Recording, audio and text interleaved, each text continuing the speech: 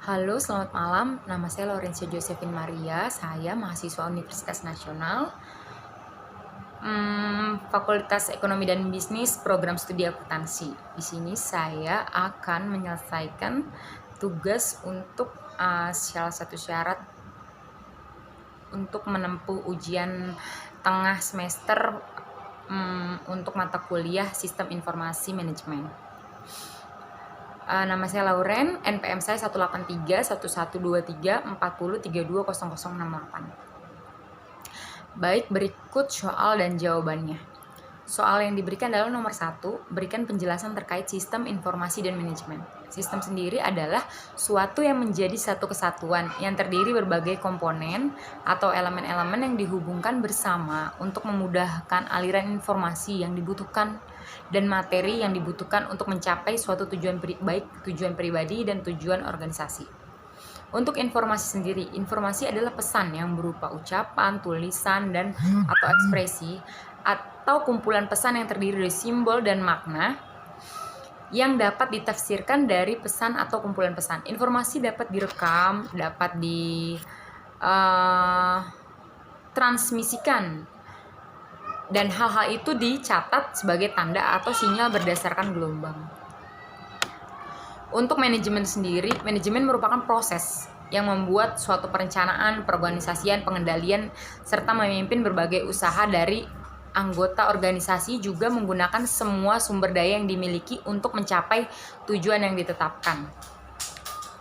Lalu, untuk menggabungkan suatu sistem informasi manajemen adalah kesimpulannya adalah sistem yang mengumpulkan komponen-komponen informasi yang menjadi satu kesatuan yang berupa pesan untuk kepentingan mencapai tujuan yang sudah ditetapkan, baik tujuan pribadi maupun tujuan organisasi. Lalu yang nomor 2 adalah jelaskan dampak sistem informasi dan internet bagi keunggulan untuk kompetitif organisasi dan perusahaan. Menurut saya, sistem informasi dan internet mampu mendukung dan mempunyai keunggulan yang bisa mendukung seluruh kegiatan organisasi atau perusahaan, seperti iklan, lalu sosialisasi, lalu bisa menjadi sarana komunikasi, dan itu bisa menjadi, jika kita bisa mengelolanya, itu bisa menjadi sebuah keunggulan kompetitif suatu perusahaan. Yang nomor 3 adalah jelaskan serta gambarkan 7 komponen utama infrastruktur IT. Pertama adalah komponen hardware, seperti piranti keras. Itu seperti yang ada di komputer itu kayak CPU, lalu PC, pokoknya yang ini deh, yang maksudnya yang bisa terlihat begitu.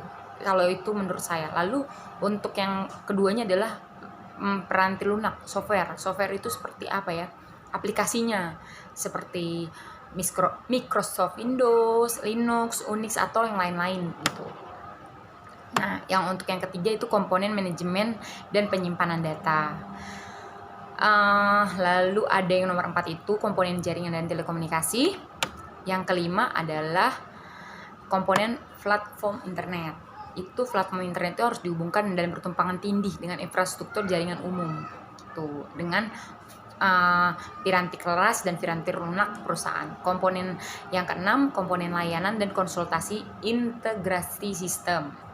Yang ketujuh adalah komponen software aplikasi enterprise atau enterprise software application, misalnya SAP, Oracle, Microsoft, BEA, atau PeopleSoft gitu.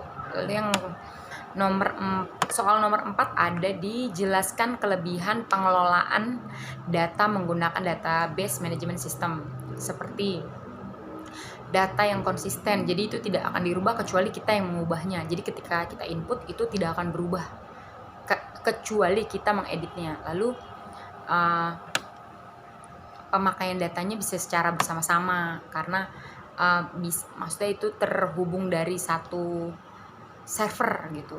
Lalu penetapan bisa standarisasi, keamanannya terjaga, terus perbandingan skala ekonominya, lalu menyimbangi konflik kebutuhan, meningkatkan produktivitas, meningkatkan pemeliharaan melalui data independen. Terus bisa meningkatkan layanan backup dan recovery. Yang nomor 5, mengapa kebijakan informasi, administrasi data, dan jaminan kualitas data begitu penting dalam pengelolaan sumber data perusahaan? Menurut saya, karena database itu memerlukan kebijakan dan prosedur dalam pengelolaannya. Misalnya, kalau informasi-informasi yang formal atau penting itu harus diatur bagaimana cara pemeliharaannya, distribusinya, lalu penggunaannya seperti apa. Kalau di fungsi administrasi di perusahaan-perusahaan besar itu mereka sangat konsen dengan kebijakan informasi, administrasi data, dan jaminan kualitas dan sistem kerahasiaannya. Kenapa itu harus diatur? Karena itu akan berdampak pada seluruh kinerja organisasi tersebut. Seperti contohnya kalau saya bekerja di salah satu rumah sakit di mana kebijakan informasi, administrasi, dan jaminan kualitas data begitu penting untuk pengelolaan sumber data perusahaan. Jadi, bagaimana ketika saya input lalu masuk di server dan bisa digunakan oleh satu rumah sakit, bisa diakses oleh orang-orang yang mempunyai kepentingan dan bisa mengakses atau mempunyai password tersebut. Sumber-sumber data itu juga harus diklasifikasikan mana yang bisa diakses oleh banyak orang atau beberapa orang. Nah, itu sistem administrasi datanya juga harus dikelola dengan baik. Jadi